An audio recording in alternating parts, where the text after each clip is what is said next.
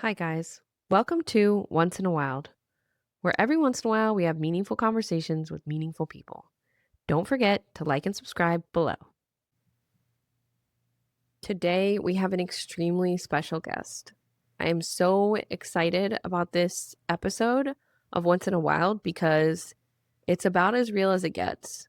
We have a woman today, a good friend of mine named Mindy, and she's going to be sharing her story of how she fell into a situation where she experienced grooming, toxic relationship, domestic violence, abuse, narcissism, you name it. We share this story in order to educate others and in hopes that maybe by her sharing her story, we can prevent someone else from falling into the same situation and the same pain. Again, this is extremely brave of Mindy to share, so I congratulate her for having that courage, and I am honored to share space with her and to hold space for this story to be told. If you are someone that finds yourself in a similar situation, please visit the description box below where you can find links and resources to helpful support systems that can help get you out of your situation. Without further ado, let's hear from Mindy Meddock and her story of how she survived domestic abuse and toxic relationships. So today we are speaking with Mindy. Mindy has been gracious enough to offer up her story through trauma and abuse at the hands of a partner that she had when she was younger and into her adult life in order to facilitate the education, healing, and hopefully prevention of such experiences for other women. What she's doing right now is brave and important, and I am deeply grateful for her to taking the time to be vulnerable for the benefit of others.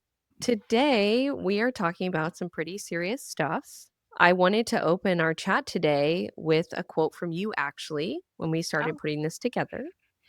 And something you said really struck me. And you said, if I can bring clarity to one single person on the situation they're in and help them find safety and peace through telling my story, it's worth it. And I was yeah. like, oh, that's so perfect. So thank you so much for being willing to talk about this heavy topic and share your story because it's not something everyone would want to do, and it's important. It's important. I think Before so we too. get started, yeah, and it's something that's not often talked about. So I'm glad that we're doing it, and hopefully we are paving a way for more people to open up about this stuff. And I wanted to start off with just like a couple statistics. Wish I could go back in time and not look up these statistics because They're daunting. I was like, "Oh my gosh," because 'cause you're really bringing this topic to the forefront for me, and you've lived it. That's different, and no one can replace that. I have lived adjacent to scenarios like this. I have not been in a scenario similar to yours myself. So, doing a little bit of a deep dive into what people are really experiencing on a global scale and in the United States, specifically in terms of women, yeah, I just wanted to share a couple statistics that stuck out to me. There were so many, it was hard to choose, which is Mm. sad. 24% of women, which is basically 1 in 4 in the US, have been victims of abuse and physical violence within a dating relationship in their lifetime. Yeah, 1 in 4? and that's underreporting. There's That a huge right. margin of error because of underreporting for Yeah, many reasons that we'll get into, that's true. but a That's lot true. of women. Yeah, and then it clarified and said 1 in 3 college women have relationships. So when you break down those demographics, it's typically younger women who are in Yeah, women aged 18 to 34 generally experience the highest rates of intimate partner abuse and violence. 18 to 34, which yeah, is so it's like like the the younger. prime of your life. Yeah, yeah. Oh, it's you could see how I, like, landed in a very depressed place after looking some of Yeah, it's and I think that's one of the main reasons that I wanted to do this because I think that there's this huge disparity where we obviously something's wrong. Those numbers are way too high, and there has to be a way to get those numbers down, and I think that way is honestly through mm. awareness and just education. I agree. I agree. And I hope we can break into that and talk about what your view would be once you story about how we can create more prevention, how we can start to see change in these numbers. And then one that's always stuck out to me because like I said, I've lived adjacent to a lot of women in situations like yours. On average, it takes a victim of abuse 7 attempts before leaving for the final time. Yeah, And that's 1, 2, 3, 4, 5, 6, 7. That's a lot. It is. I experienced that myself, and again, we'll get into it. It just and I think that one of the hardest questions that a survivor has to face is after, getting out of it and away from it, being in a safe place, or when they try to tell their story, is people look them in the eye and say, "Why didn't you just leave?" And Mm. it's not that easy. Mm.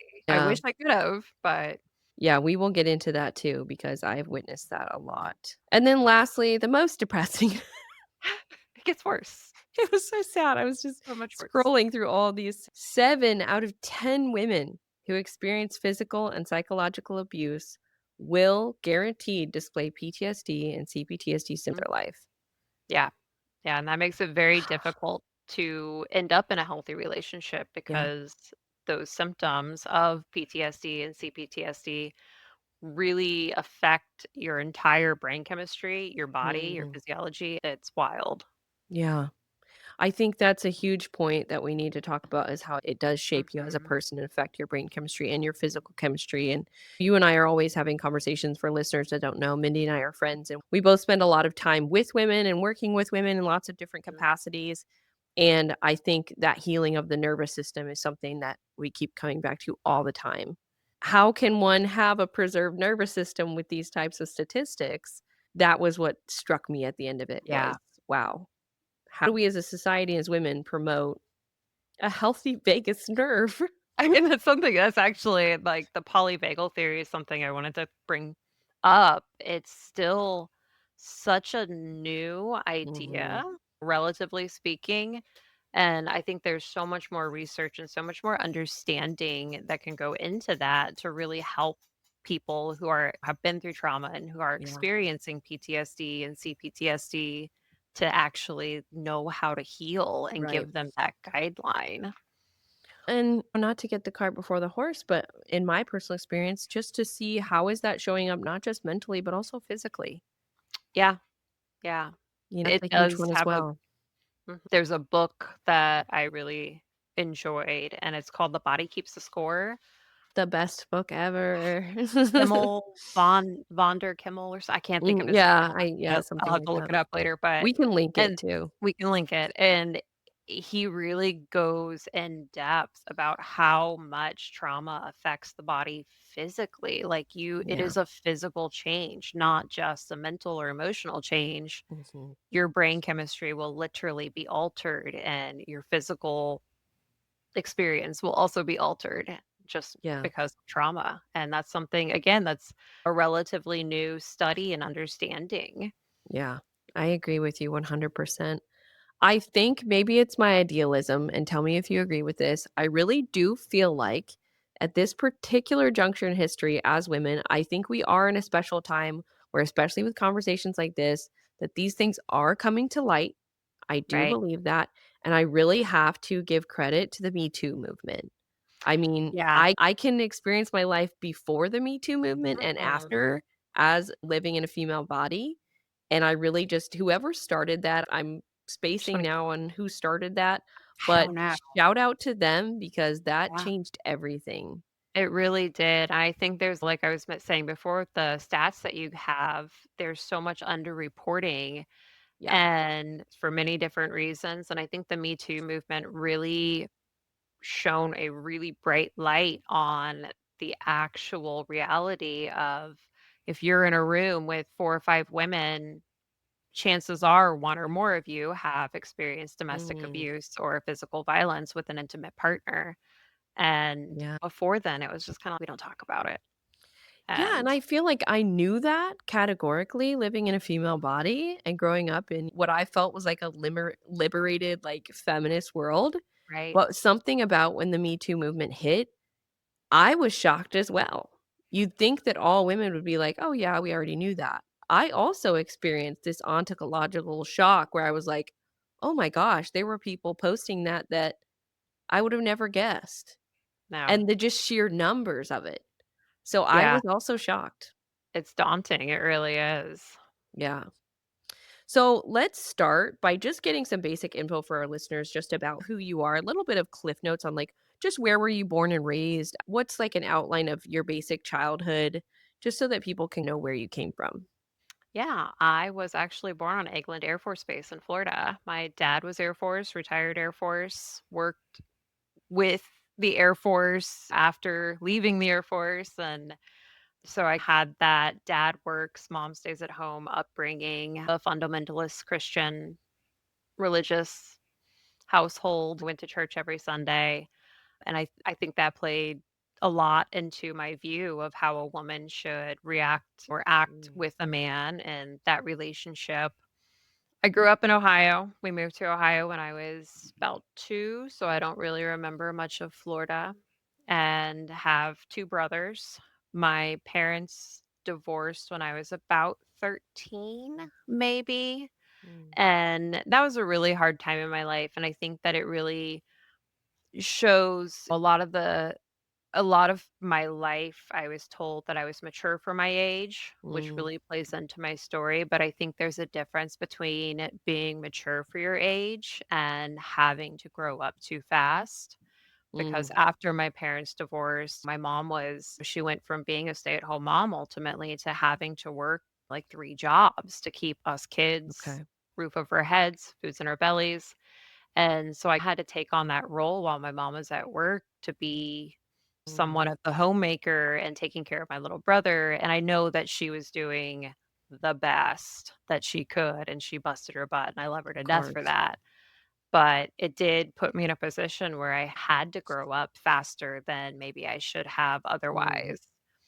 And so it put me in a different position than a lot of my peers mentally. interesting. My story as a whole, where I ended up actually I was homeschooled while my mom was the homemaker, while my parents were Mm, together up until okay. 5th grade. When they had divorced, because my mom needed to start working and taking care of us financially, I ended up going to public school, which was like Wow. a huge culture shock in and of Huge itself. shock. Yeah.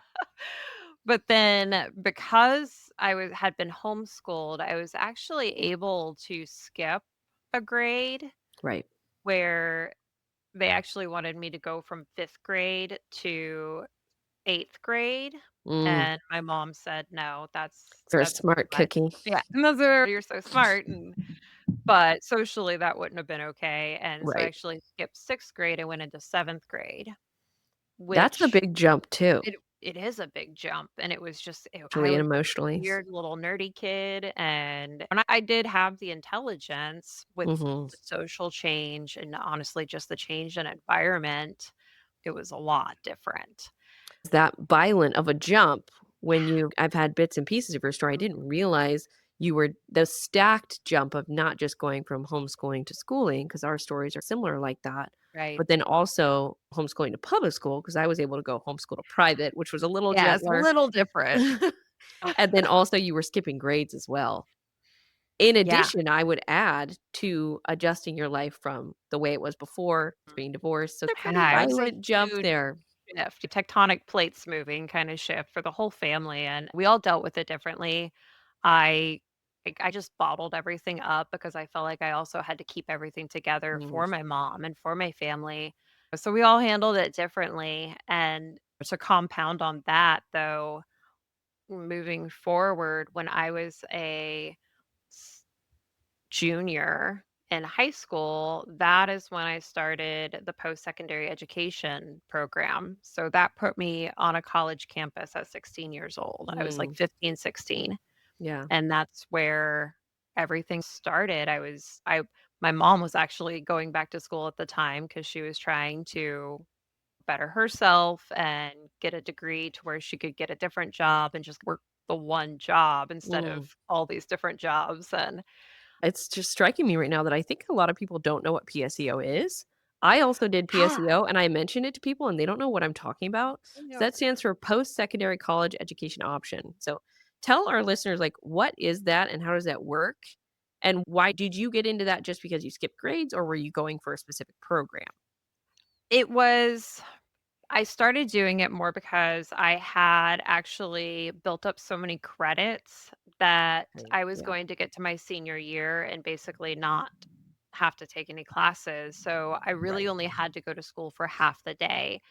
So, I would go to school until 10, 11 o'clock, and Right. then the rest of the day, I was enrolled in college courses at our local community You were going college. to So, I was doing that, I was enrolled in a couple classes, like I said, my mom was going, so a lot of the times, like, I would get out of school, she mm, would make her class schedule coincide with mine, and we'd mm, climb in the car, take off, go to our classes.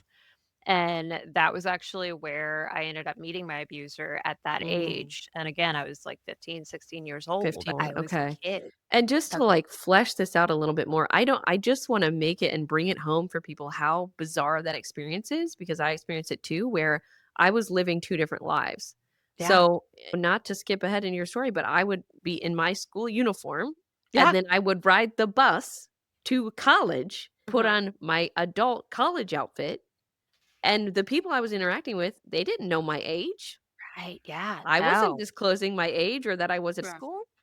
And I No. was when you're introduced at campus, you're socializing with Mm. college kids, you are partying with college kids, you Right. are fully in a college experience while you're still a kid. So I just want to bring that home. So I just for anyone who's never heard of that, I'm very curious to know if people are still doing PSEO programs. I I and don't if they know. are, like, I hope that there's a better support system Yeah, for can we them like because create some it was safety? literally just like setting these children free on a college campus. Literally, Yeah, it was very much like that where I had my high school life and I had my high school friends and then get in the car, go to the college campus, and that I did. I was making friends, but I was a Mm, child and I was interacting with adults.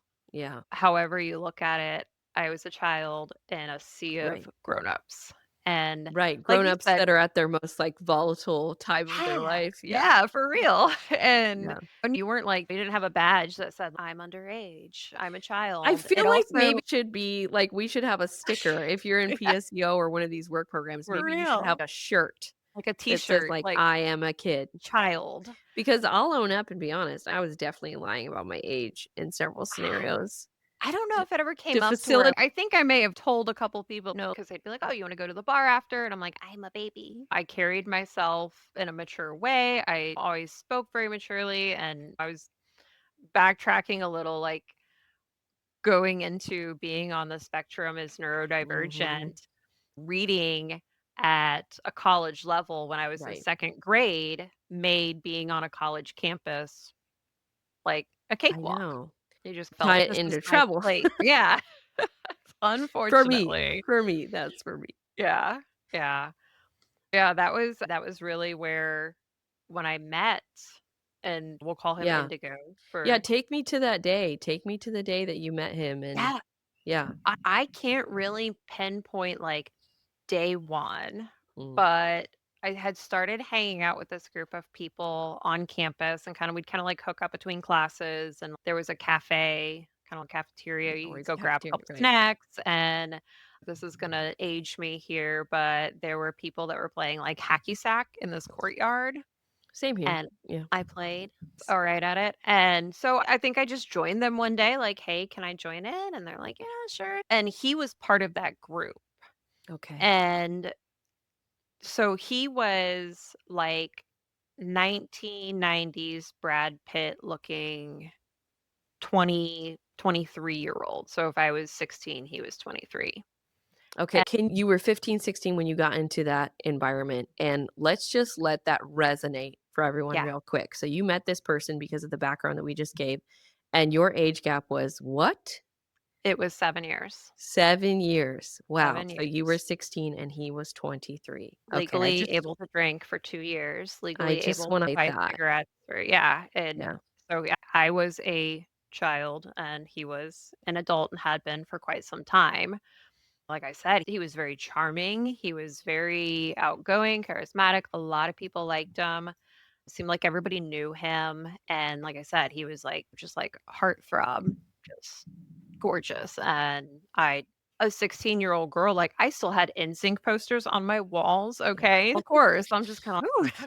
But Yeah. when he started talking to me and we started to get to know each other, it I ate it up. I was like, this is great. And I to go back to being raised in that like that household where you look to get married. Like, as a Mhm. girl, you want to be a wife, you want to submit to your husband, you want to have the home and the 12 kids and be baking bread all day, and now I do wanna just be baking bread all day, I but mean, we're asking and so it's just, like, in the back of your mind all the time, God's gonna bring me my husband, and that, I think, that is a was your very framework at the time that you do you yeah, feel real quick, do you feel like at that time that you were still fully part of that kind of programming and you were carrying that programming fully? I know yeah. you're not part of all that programming now, but at that time you were fully enmeshed in At that that kind of stuff. time, it was very much still a part of my life, and I had that in my mind. I'm gonna find my husband one day, and he's gonna be my one and only, and I think that's a kind of a mindset that's not a very safe mindset to have, especially for a 15, 16-year-old girl on a college campus, Yeah, and it all was very just platonic, just talking, getting to know each other. Like I said, we'd hang out, like, between classes, and again, my mom was there. right. So I wasn't just free to roam and so to speak. She was there and she'd check in on me and we'd go to our classes, go home. So I'm even certain that at some point she had met him and Mm, he'd introduced himself. So she knew about yes. him, but I don't know if there were any like red flags for her. Mm, My child, my literal baby, is hanging out with these adult men. Maybe mm, we should question that, but sure. I don't think it struck her as anything but my kid's mature and she can also take care of herself and I am here. It seemed very innocent, I think. And I'd Okay. like to me as well. I didn't have any there was nothing that was just like a glaring problem where I should need to be like, time out. We shouldn't be talking or I need to call And the you cops. with your parents had never had any, like, prior conversations or, like, warnings or setups for, "Hey, these are things you may encounter," anything like that? No, not at all. And I just grew up in my little bubble. So I didn't really think about that I could Mm, land myself in trouble or end up ultimately mm, befriending a predator more or less. It yeah. never crossed my mind. I didn't think those things like happened or if they didn't happen to people like me. And that's just like an overarching mindset that Mm, everybody really has is that I couldn't happen to me kind of right, thing. So right. it's like the farthest thing from your mind. And again, I was in, like, heaven. He was popular and charismatic, handsome, and had an interest in me, and nobody had anything bad to say about him. I didn't see a problem with it at all. It just felt And also, when you're a young person trying to enter a new social stratosphere, that popular person that's charismatic and everyone knows, I mean, that is your golden ticket mm, types of scenarios, so, oh, for sure. sounds like a win-win across the board. Yeah. Yeah, that's what it felt like, and then it got to the point where we were friends. I would consider us friends. I was comfortable around him, and looking back in retrospect he would comment on things or Mm, I saw it as him complimenting me. "You're really mature for your age, and I like a girl that can keep up," and, like, mm. he knew how young I was, and Okay, so it was it fully was all parties were aware of the y age gap. yes, he knew how young I was, and looking back, I feel like he kept his distance at that time Mm, because he knew how young I was. I think he knew that if he pushed it too far, it mm, would be a problem, like, legally speaking, even though mm. I was totally accepting of whatever he was throwing at me because I felt, "This is great, this is cool," and it just started creeping up to that point where he was getting more and more on that borderline of inappropriate, where he'd Mhm, ask me about my clothing, and like I had mm. mentioned to you beforehand when we were talking about this, he asked me at one point, like, "What kind of underwear are you wearing?" I think I was wearing a skirt that day, and he was like, "What kind of underwear do you wear under those skirts?" Like, and And was let just I mean, like, I was you 16. so this was when you were 16, he was Mhm. 23, there was no established relationship happening whatsoever of any Mm, you were still friends and nope, this was acquaintances, just yep. and he's asking you these types of questions in a progressive manner through the lens of friendship. Okay. Yes, and at that point, Like, we had already built that camaraderie and that Right. friendship and that level of trust where I was just like, "Oh, ha." And again, the first half of the day I'm spending with high schoolers, Yeah. so it didn't strike me as wrong Of or course not. Yeah. uncomfortable. It was a little I was a little taken aback, I remember, but it was just kinda, "Oh, ha, you're just being stupid." But it One question I have that's a little bit touchy is, okay, because it's hard to clarify and quantify a literal child's mind at that. Do you feel like when things progress to him starting to ask you inappropriate questions and, here what we're really describing, I don't think we've dropped the word yet, is grooming. We're talking grooming and the process that a Yes. predator takes to get somewhere to an accepting point of their abuse and all that and their predation. Do you feel like you perceived those inappropriate questions from a sexual nature and a flirtatious nature? Or do you feel like you were still in a place where you were like, "What are you talking about?" Not that it's any commentary on who you were at that time. How did those hit you? Who I was a child, and I had never been intimate with anybody, like, the idea of a sexual Okay. nature to anything wasn't really a thing, and again, that kinda does go back to growing up in a bit of a sheltered Mm, home. I just thought, "He's just being dumb." I okay. didn't really think I didn't see it as basically a sexual type of interaction, but I did see it as he's giving me attention, and he is giving me more intimate attention, Okay. and I understood that side of it, but I didn't I You didn't obviously take it there in your mind oh, that okay. no, not at all. It was yeah, I was still like, I think I had kitty cats on my underwear. I did honestly, like, we weren't I got you. Yeah. I was not shopping at Victoria's Secret quite yet. Right. 2 questions. 1, how quickly did this predator start pursuing these types of inappropriate lines of questions? Was it right out of the gate? Did he really milk that out over time? And yeah, tell me more about that first. How did that progress? It was over the course of about 2 years. So, Okay. my junior and senior year, both, I did the Mhm. PSEO program. I wanna say that my junior year, I was the year I was going to and from with my mom for the most part. My senior year, she would drop me off a lot of the time, and I would spend the better part of my day at the school, and if she was getting off of work or whatever late, I would just have to hang around, and I think that opened up a little more free time, and I feel like Mm. that's when things really started to escalate, and he and I started becoming more close. And the way I saw it was like as friends. Again, it just was escalating the grooming process is what it Mm. really was. And I don't know if it Okay. was just because I was getting older or if Sure. it was because I was present more or because I was alone or if it was a combination of Or a all 3. combination. Right. Yeah. And I promise I'm gonna let you get to the details, but I really wanna pick this apart for the thing because I think this is the subtle process that can just happen so insidiously, just so slick. So I really wanna pick it apart to know the process.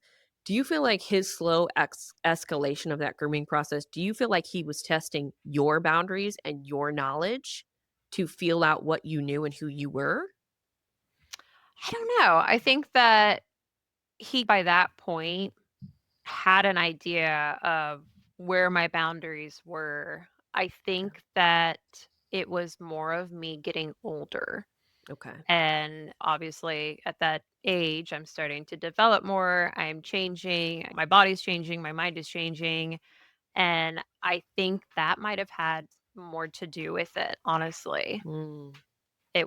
I So his wasn't progression of his inappropriate behavior was progressing along with you getting older. Okay. I believe so, yeah, because everything hit the fan right when I turned 18. And I think Okay. that, again, knowing my age, I feel looking back, there's no way to prove this, but looking back, I feel like he was waiting and just like biding his time and just like getting a little closer and I closer the agree. older I got. And Yeah. then by the time I was 18, it was like, I'm an adult That at that that was point. the profound piece from reading just your outline and your clip notes was this is a predator that was waiting That's for a really what time it and felt like. knew the legalities and Mhm. tape surrounding. this Yeah. situation and how to engineer it. So that's very interesting. And then Mhm. lastly, were you romantically involved with anyone else at your high school or anyone else at the time? When I was, I don't know if I was 17, 18, I was dating a guy that, and he and I we ended up when I turned 18, we were living together. I had my first little Mm, efficiency apartment, little one room, and he had moved in. He was the first person I'd ever been intimate with, the only person I'd ever been intimate with. So I was incredibly inexperienced. And so I was dating somebody else, and he was I the love of my life when you're at 18 the with your time, first, right? yeah.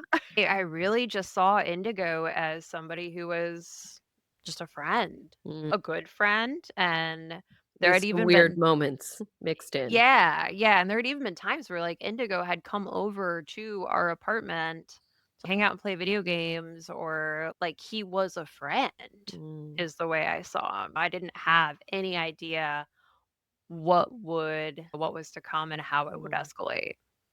Yeah. It's interesting in the culture we're in now, which is so vastly different from when you grew up and I grew up. I can tell you right now that many men that I know as adults, if they had been in that scenario and seen that developing, they would have been like, "Why are you hanging out with this young girl, man?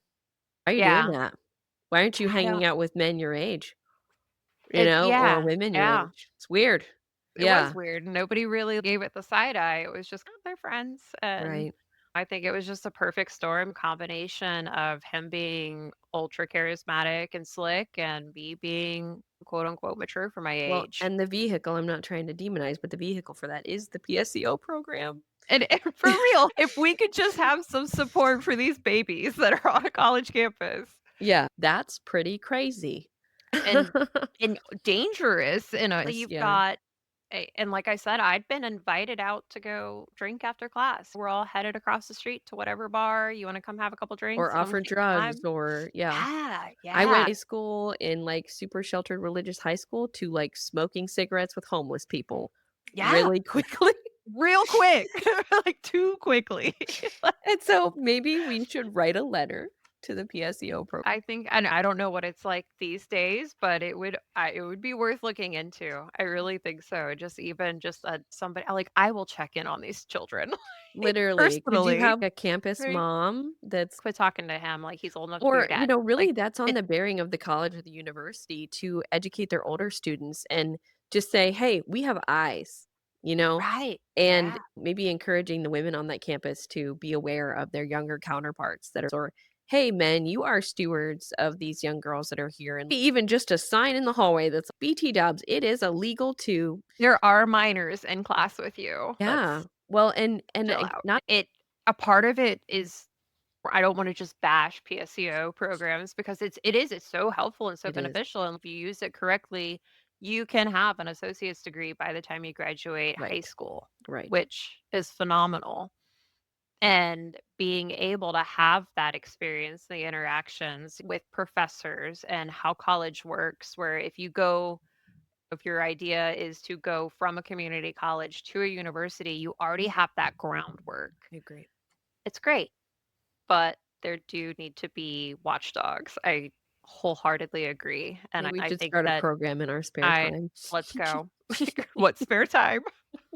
So you've met Indigo, he has started grooming you, that Yes. insidious process, and tell her things progress from there. Like I said, I was 18 when it really started to get a lot more involved. There was a day where he had asked for a ride home. Now, he never, in the time that I knew him, never had his driver's license. To this day, I don't know if the man has a driver's license. Think it has something to do with enjoying alcohol a little much, but I digress. So Mhm. he asked for a ride home. I guess he normally would take the bus. His house was not too far from the college campus. So I was like, yeah, sure. Yeah, no big deal. And I remember it was actually really hot out. So I think it was like the summer, like I turned 18. So I was 18. I know that much. And I took him home. His parents weren't home. He's, hey, you want to come in, grab a drink or something, cool off for a He little was living bit? with I'm his parents. living with his parents, Okay. yes. So he was 20, 25 then. 25, I was 18. I'm pretty sure my car probably didn't have air conditioning. It probably didn't have a lot of things at 18. And so he's like, come inside, cool off, whatever. And I come inside expecting like a Diet Pepsi or a Sprite or something. And he pours some whiskey and a couple glasses of whiskey, like straight whiskey. And as an 18-year-old, yeah, I had a couple beers, Smirnoff, maybe some Goldschlager, not anything like I don't think I'd ever drank whiskey up until that point. Wow. What But time of day was this? I'm just it curious. was the middle of the day. It was like the afternoon. But I'm like, "Okay, that's fine." And I had that, I don't wanna be rude or I just like, "All right, whatever, that's what we're doing." And so I drank the whiskey. He drank his, he pours me another, and he Wow. says, "I'm gonna go upstairs and take a shower." And he just goes upstairs. And I'm sitting on this couch in this house with his parents. I don't know where they are when they're due back, and I Mm. don't really want them walking in the front door to find some stranger on their couch, like, drinking their whiskey. So he says, "Come upstairs and keep me company or talk to me, whatever, while I shower." And I was like, "Okay." Again, it's Wow. odd, but also I was like, at this point, I'd known him for 3 years. So I was like, "Okay, whatever." And I go upstairs and he had a bedroom with a bathroom, like, in the bedroom, his Mm. own. And so he was in the shower and I was just like hanging out. I drank my second glass of whiskey, just like Wow. chatting, like, I know. And I didn't realize what whiskey would do, honestly, to me. But I was probably like 90 pounds at the time, too, by the Right. way. Yeah. So I was a little thing. And when he comes out and just starts being touchy-feely, and one thing led to another, and that was Mhm. the first time that we were, like, intimate, and Wow. it wasn't a violent experience, Okay. but it was a, "What the heck is happening?" experience. Phew. And Yeah. I specifically remember, like, afterwards, I was upset. I still had my boyfriend at the time, Oh, and I was like, wow. "Oh my gosh, like, I can't believe I did this." And I was, like, physically upset, and he was just, "No big deal, it's fine, it's not, you don't have to know, it's alright, Yeah. see you later," kinda thing. It Oh, was just very, like, nonchalant, yeah. happens, that was something that he does every day, How and did you I exit that scenario? awkwardly, I Okay. was just like, "Alright, like, I'm gonna go Wow. now." And I was upset, and Right. when I left, drove home. Fortunately, I didn't live very far, and I don't remember if my boyfriend at the time was home or if we and just tried to, like, go about my day. And that right there Mm. was a pivotal point, because not only did I have the guilt of it, I Right. also had to keep it a secret, Right. because I didn't want to break up with my boyfriend. I didn't want to be like a cheater, so to speak, and just kind Sure. of, so I had this like guilt and I can't tell anybody. And at the same That's so time, dangerous. Yeah. yeah, oh yeah. And that's one of the things, like, if you have a secret, you need to tell someone. Mhm. Secrets are never healthy in any capacity whatsoever. And it also opened up this, like, window for him Right. where he's, "Oh, it's okay.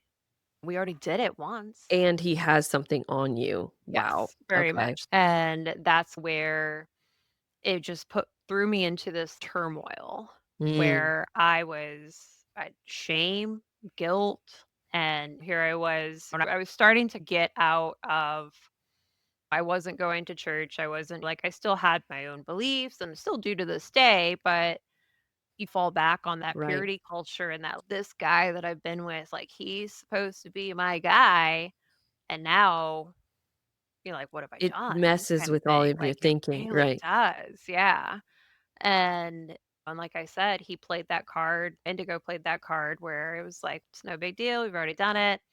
And he that's where that cycle of, like, love bombing would start. Okay. and we should really just be together. We're awesome together and I really like Mm. you and I want to be with you and you need to leave your boyfriend. And but then if he were to get involved with another woman, I Mm. was like, go away, like a bobber. Oh, okay.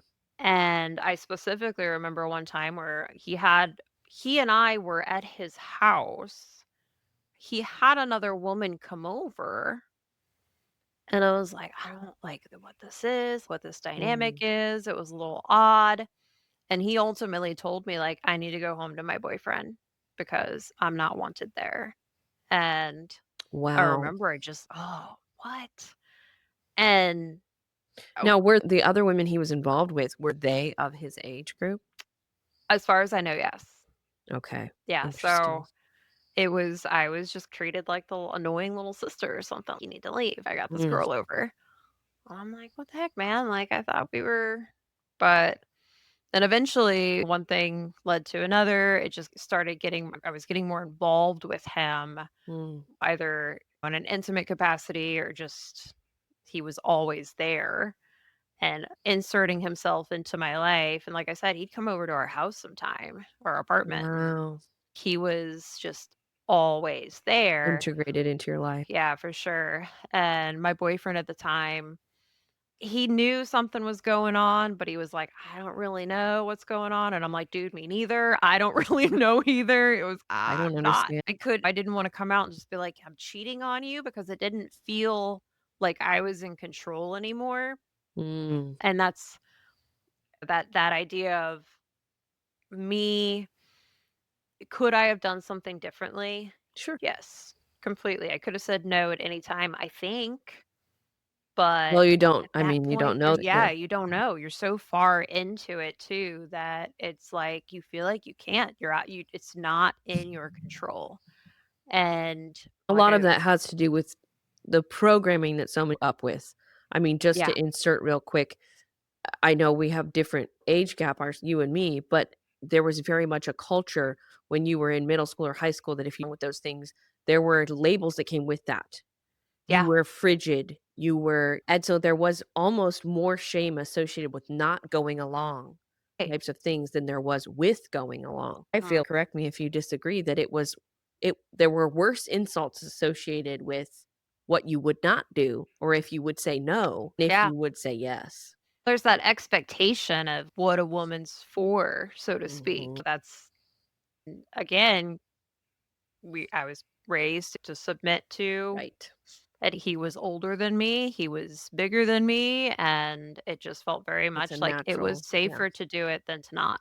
Yeah. And like I was saying, my boyfriend, he knew something was up, and he ended up packing his bags, Okay. moving back in with his parents, and then I was totally alone.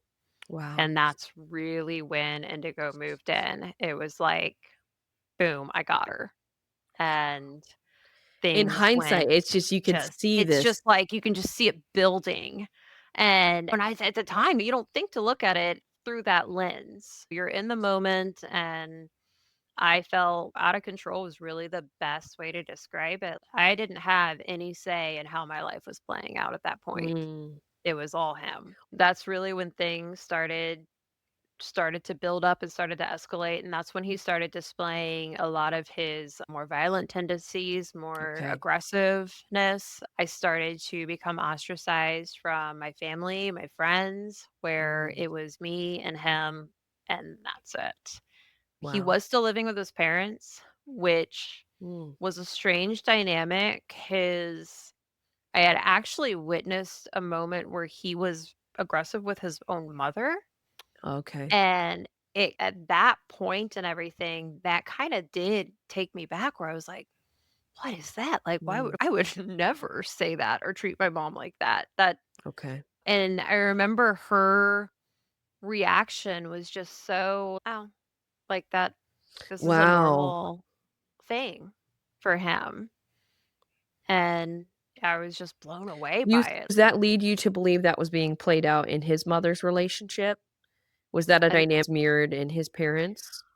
I think it could have been. His parents were divorced. His biological Okay. dad lived in, like, the Cincinnati area or something, and he had a stepdad who was like, I don't know, the mirror image of Indigo. Like, they were very much two peas in a pod, Okay. and his stepdad was I think he saw what was going on Mhm. between Indigo and myself, and he had to have known the age difference as well, and he had to have known things where there were signs. He walked in on incidents before, like, Right. he knew and was just like, "That's my boy," Interesting. and it Wow. was just like, looking back on it and then side note, and you can leave this in or not, he worked with the school system, like, Oh, the local school system, this man lovely. did. I was like, "Around children. That's great." Wow. So, it just when it kinda but I think it also solidified that feeling of, "I'm on my own. I don't have any control over this." If they are seeing it, if, like, his parents see it and it's not nobody's intervening, nobody's, like, pulling me aside, "You should get." It just Right. felt, I guess, either it's not that bad, maybe I'm just making it up, and that Mm, when you get that far into it, you start to doubt your own thoughts, your own beliefs, for your sure. own and that a lot of that comes from gaslighting where they flip the script on you. Your abuser says, "Oh, no, you're crazy." And Mm, I didn't do that. It wasn't that bad. You're overreacting. And it puts you in that position where you doubt your own reality. So, you don't take the steps that need to be taken to protect yourself or to get away because you mm, think, oh, maybe it's not that bad. And right. especially if other people are turning a blind eye to it as well, maybe I am crazy. Maybe I am just overreacting and it's not that Mm, bad. And again, I was also really inexperienced. This right. was my second relationship. So Right. I was No kind of, class, there's no crash course for young no. women to say and was to say, "Hey, this is something that could really change the trajectory of your life. Here's what for." That does not occur. The place where that would occur would be from parent to child, And if and that doesn't happen a lot of the time. And even if the parent has never experienced anything along those Mm, lines, or if the parent is also unaware, because you also have that generational where our parents, it was, like, legal for a husband to beat his wife. It it's was true. just that's just We a have to home remember issue, like, where there's in nobody's history. getting charged with any yeah. Mhm. Yeah, there's that There was no Me generational Too movement mm-mm. at that No, time. grandma did not get a Me Too movement, No. and I'm sure the numbers would have been just as high had she, Yeah. but it's Yeah. so a lot of that, it's not I'm never gonna say, my parents should have warned me about it, or Sure. maybe they didn't know. Maybe they had Right. no idea, and to speak to that, I didn't know. I didn't know there was terminology like gaslighting. I didn't know that this was a thing. It just but I was in the thick of it and had no idea What there was a role, name if for any, it. did your parents play in this? Did they know that you were in a formal or semi-formal relationship with this person?